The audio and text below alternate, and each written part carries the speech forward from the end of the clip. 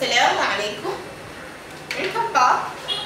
So today, inshallah, we'll start with a new topic that is mu'amalat, and we will look at the importance of the family and also nikah, that is the purpose and also the conditions and regulations of marriage. So, what is a family?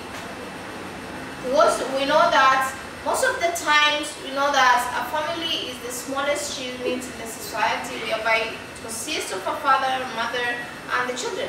But mostly when we are in our daily life activities, after, that is in the evening, you will find out that everybody has gone to a place that is nobody is around, because it's in the morning it's all chaos, everybody is moving down, up and down.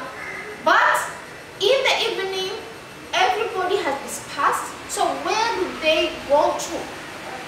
So we are saying that a family, according to Islam, is a social institution whereby members are united by the same ethical values, hence have responsibilities over one another. So when these people disperse, they go to their homes, and they have at the home they have a family. So this is the unit or the family unit that we're talking about. That these are the people, and we talk about how these families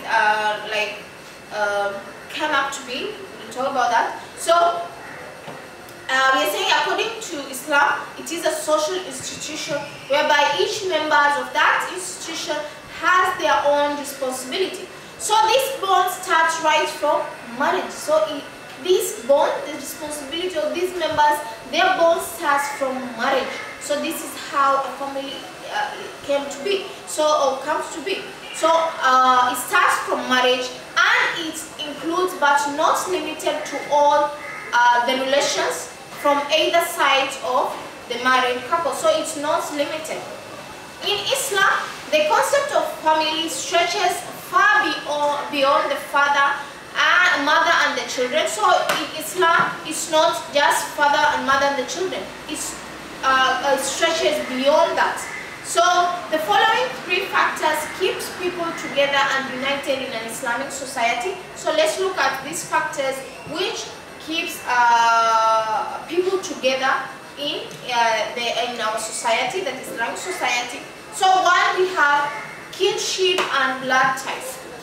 So what does blood ties or kinship means? So it involves the father, mother, children relationship, brother, sister, among others. So these are the strongest natural ties, and it determines how members relate with one another, thus controlling their behavior. So it binds together the family and assists people to live peacefully.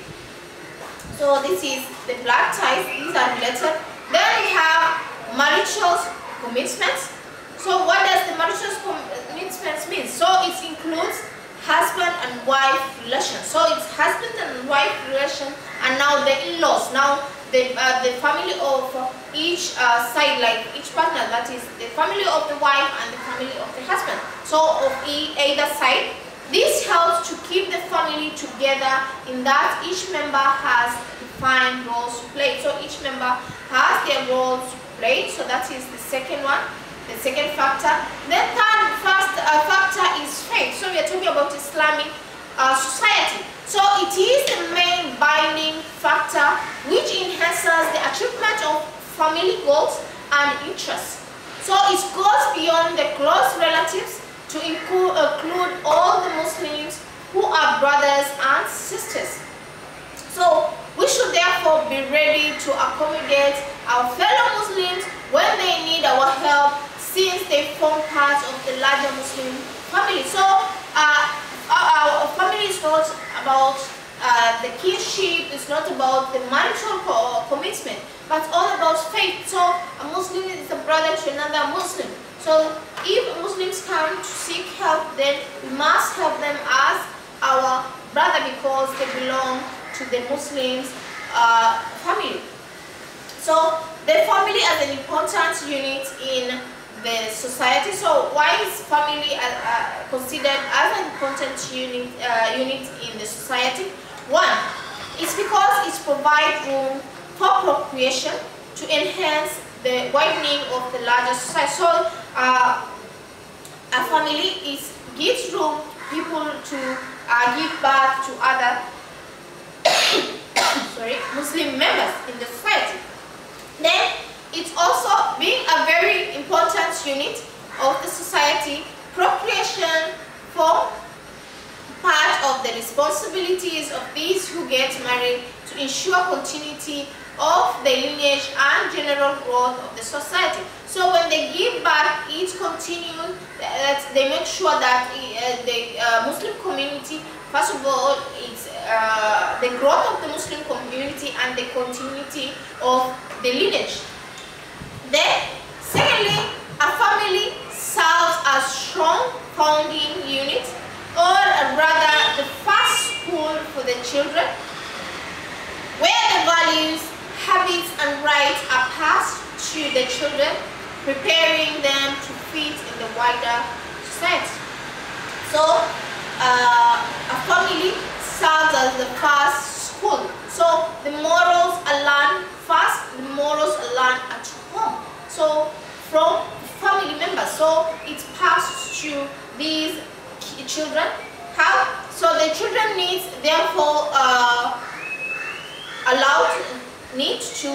allow their parents and other family members to give them guidance and ask for their advice. So it should be a first school, so they should seek guidance and also they should seek advice from the other members of that particular family.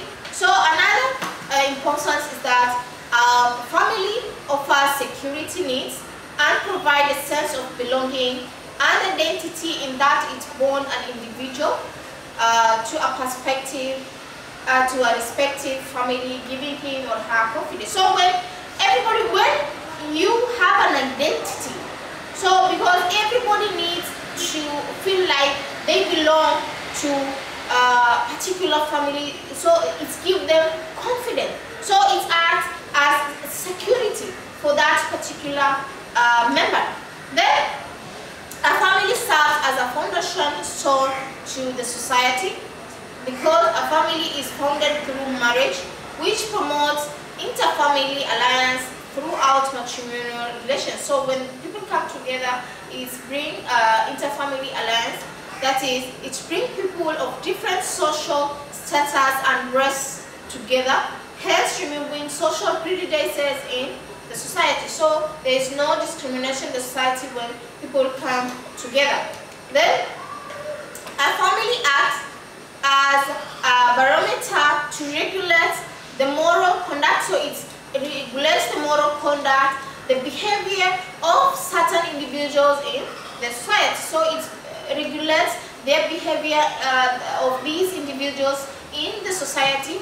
This contributes to peace and harmonious, as it provides a set of rules to be observed. That is, an example is marriage shields in decency. So it protects in decency. So it's like when people are living together, it's like it regulates their behavior, and also in the family, in the society at large, and hence people will live together peacefully and harmoniously. Then a family promotes a sense of responsibility in that each member has specific roles to play in order to achieve the goals of the family. So each member of that family has their own roles and duties that they must play. So an example is the husband is responsible for the livelihood of his family, where the wife has to fulfill the functions as a motherhood, such as child upbringing and also household chores. Then a family is a source of stability to the society.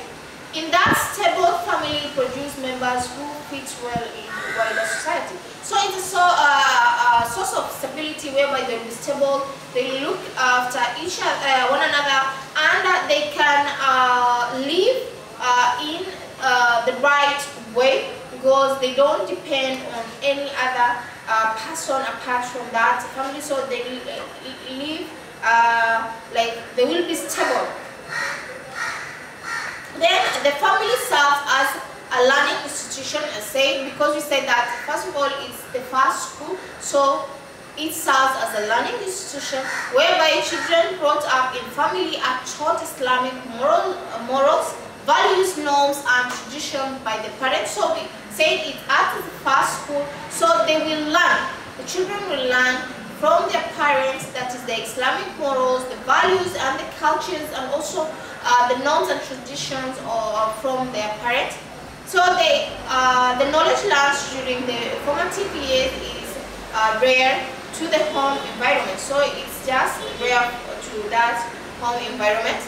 It happens that children brought up from different environments will end up with different moral behavior. So we know that if you are brought up from different environments with maybe your siblings, then your behavior won't be the same, because you are brought up in different environments.